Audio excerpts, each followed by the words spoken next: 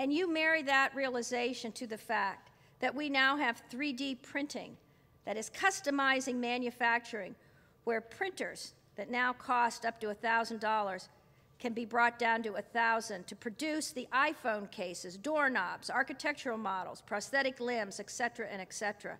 3D printing is already a game changer, takes away all the advantage of low-cost labor, all of that. And it shifts the advantage to a creation nation with designers, innovators, and artists.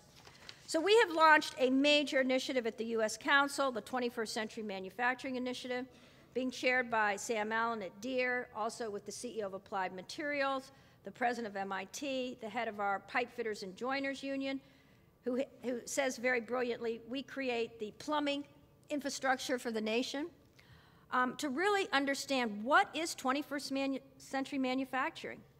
What's it going to be? What do we need to do? And then what is the national strategy for our country? And we're going to present this at a national summit in 2011. We'd very much like to have a leading presence from Indiana in the steering committee. We're very excited about the diversity of the membership on this group because it's cutting across every sector of our economy. Now, I want to just briefly talk a little bit about the food, water, energy, and environment challenges, and just a little bit about the food and biotechnology. So, as I said, biotechnology is poised to revolutionize the 4 F's of life. So we just had the 4 D's of manufacturing that are obsolete. But what are the 4 F's of life? They're food, feed, fiber, and fuels.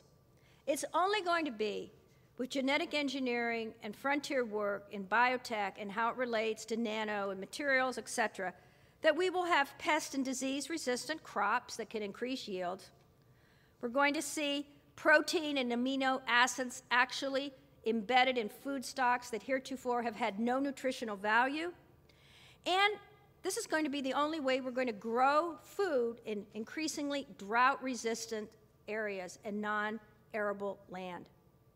So I learned recently that sorghum, which is one of the main food crops and staples in Africa, I don't know how many of you know this, has absolutely no nutritional value, none whatsoever.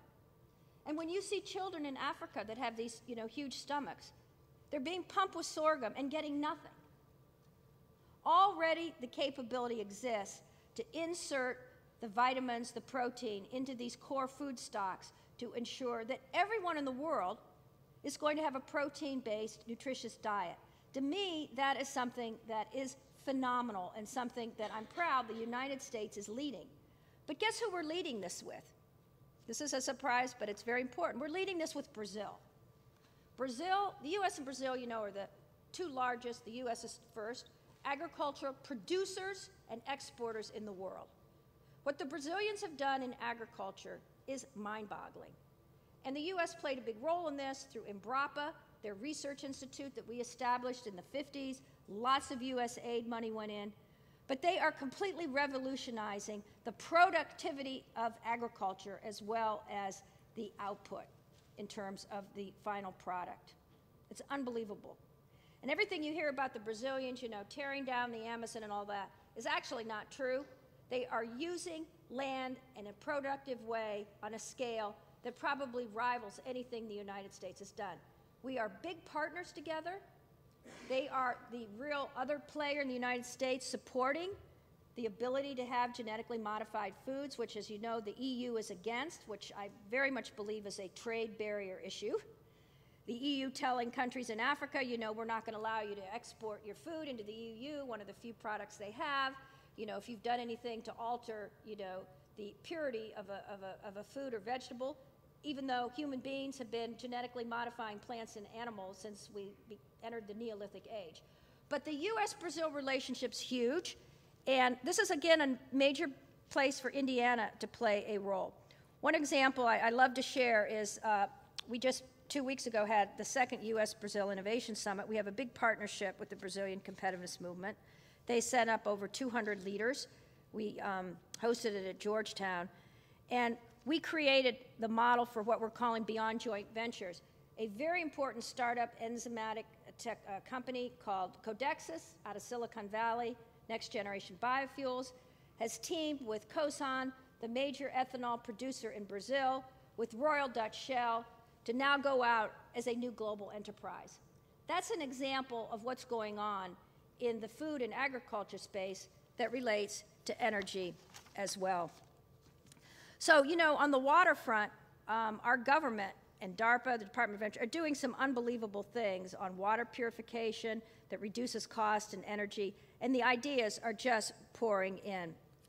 So what do we need to do to take advantage of these opportunities? One, we have to look at the world as the world of abundance and growth, not a world of scarcity and restraint. I think this is one of the reasons why the Copenhagen climate talks failed the way they did. No one in the developing world was going to go along with the way this was being presented. And there was no talk, really, of understanding how innovation, as I've tried to briefly, you know, give you the whirlwind conception of, will be the answer to enable people to live in a more abundant way as opposed to one of constraint and restriction. So, to get to the world of abundance and growth, we have to recognize that innovation cuts across the lines of everything, which again is a fundamental premise of this imagination initiative. So our skills base, our skill set, has to span the arts, humanities, social sciences, business design, marketing, finance, management, and science and engineering. So we need engineers who think like artists and artists who think like engineers.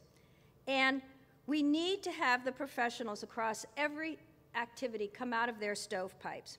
I will share an example on the university front. Very few universities are doing this. I think it's perhaps only being done in the liberal arts environment.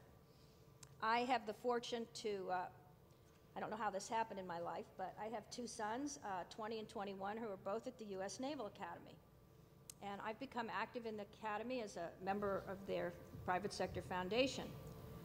And they have a new initiative called LRIC. Does anybody know what that is? I mean, how many of us know what STEM is?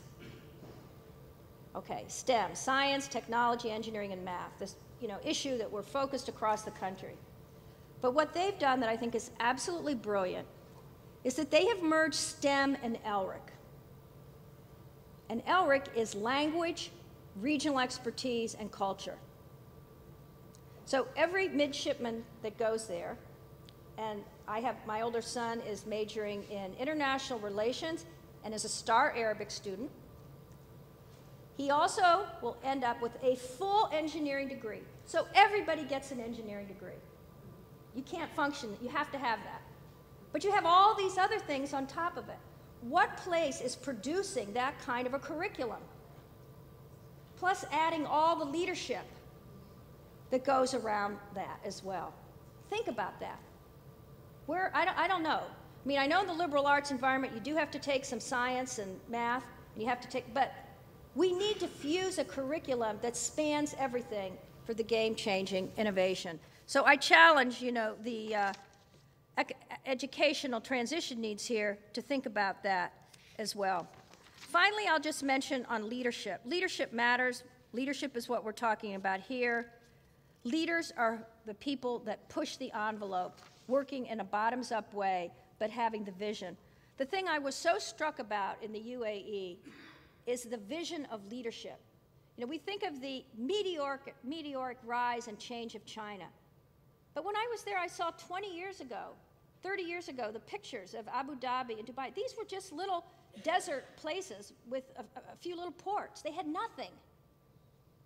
And they have a very grandiose vision, Masdar being one, but they're thinking big. They are really thinking themselves of being more than a way station on the 21st century Silk Road, a hub. And they know some of the things they need to do. The first thing they know they have to do is they have to educate their people. And they can't just rely anymore on expatriate talent. They see talent as their oil.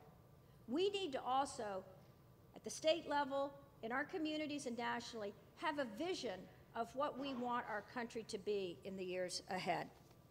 So let me conclude by saying that we are in the midst of a transition between two great ages, from an age in which physical resources were the main factors of production, as I've said earlier, to the age of imagination and creativity. We have to move from a brute force economy to a brain force economy. And we have to optimize everything we do around this.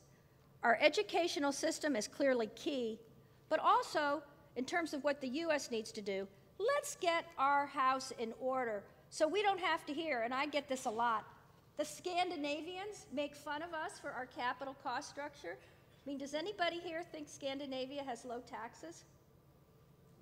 Do you? Well, guess what? Their corporate tax rate is about 2/3 less than ours. We have the second highest corporate tax rate in the world in the United States.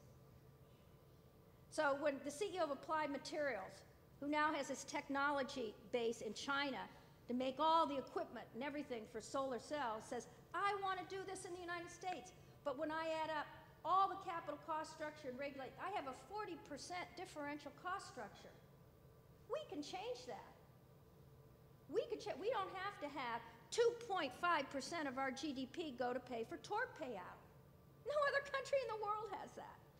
So I say, let's do all the things we do to enable these information transformations, innovation, but let's get our own enabling conditions in order at the national level, at the state level, so we're not having to compete on things that everybody else has already taken care of.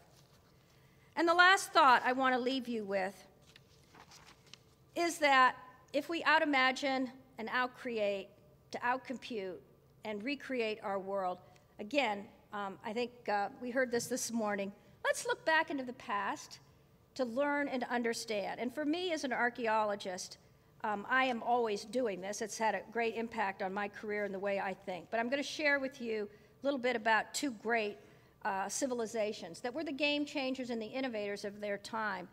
And these were the Minoans and Mycenaeans of the Bronze Age in the Aegean world. And I've been trying to distill some things in their culture that are relevant to our world and the future. And here are some of them. They were all creators of new science and technology. The Minoans actually had the first air-conditioned natural wind shafts, sanitation. Mycenaeans, completely revolutionized the strength of bronze. They were multidisciplinary people. They lived on the cutting edge of art, architecture, philosophy, engineering, and medicine. They were edge walkers. They went very far. They looked out. They were great traders. They attracted the best and brightest to come. They were crossroads of culture, and they created intangible assets that had great value. So the Mycenaeans, out of, just clay and art and design, created the luxury pottery of the ancient world that ended up in the tombs of the pharaohs and the Syrian merchants. Women played very important roles in both those civilizations. Very important roles. Not just as priestesses, but politically powerful, as artists, and also as philosophers. So think what we could do today with the tools we have for innovation and creativity to really advance our world. So going forward, let's think of our challenges, as Scott set us up to think of, as everything we're doing must be seen as a work of art, and that we have to create our prosperity and our future. Thank you very much.